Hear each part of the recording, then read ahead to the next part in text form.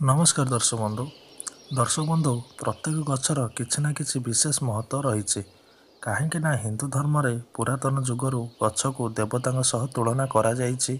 एमिति किछि वृक्ष अछि जहाँ को पूजा कले आमे आशीर्वाद लाभ करि परिबा ओ ता सह आम जीवन सब समस्या दूर हो जिवो। तेबे चलंतु जानिबा केउं गछ को पूजा कले आमर कौन सब लाभ हुए।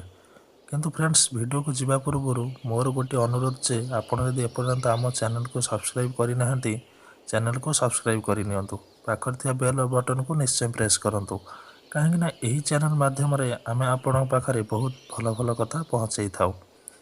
नंबर 1 तुलसी गछ। तुलसी गछ को सत मन पूजा करने द्वारा घर दरिद्रता दूर होता है। कहुए जे जो घरे तुलसी गछ को पूजा करा जाए नहीं से घर को माँ लक्ष्मी जाती नहीं, से घरे सबुबले अभाव दरिद्रता लगी रुहे। नंबर 2 ओस्त गछ। ओस्त गछ को पूजा करने द्वारा शनि दोषरु मुक्ति मिलवा सह भगवान विष्णु को आशीर्वाद मिलता है। नंबर 3 लिंब गछ। यह एक औषधीय वृक्ष अटे। लिंब गछ को पूजा करने द्वारा जातक दोष दूर होगा सहित रोग कबलरू मुक्ति मिलता है। लिंब गछ को पूजा करने द्वारा घरे सुख शांति बजाय रही था। नंबर 4 बरगछ। बरगछ को बट वृक्ष मध्य कहुए।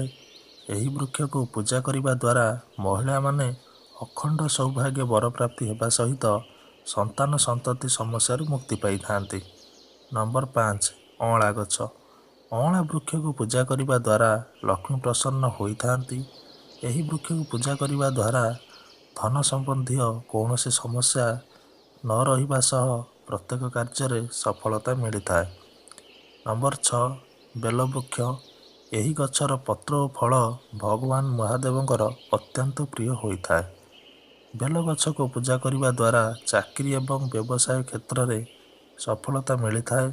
अकाल मृत्यु मध्य रक्षा मिलता है। नंबर 7 अशोक वृक्ष।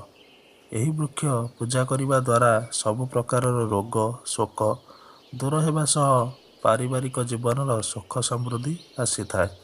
कौन सी प्रकार विशेष मानसिक एवं कामना पूर्ण होगापाई यही वृक्ष पूजा करा जाए।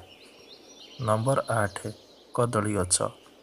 जो व्यक्ति जातक गुरुदोष रही था सही व्यक्ति कदली गछ को पूजा करने द्वारा यही सब समस्या दूर होता है।